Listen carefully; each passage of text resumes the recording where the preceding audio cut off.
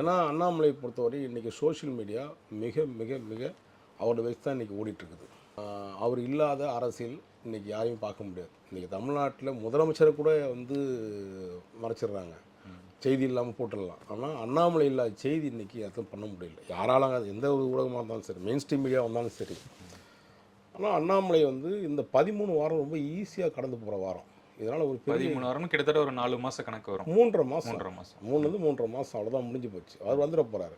இந்த வாரத்துக்கு ஒரு முறை அவர் ப்ரெஸ் மீட் கொடுத்தாவே போதும் ஆன்லைனில். இன்றைக்கி இதை விட என்ன பெருசாக வேணும்? எப்படியும் கண்டிப்பாக பத்திரிகையாளர் சந்திக்க தான் போகிற, ஆன்லைன்லேயே சந்திப்பார்.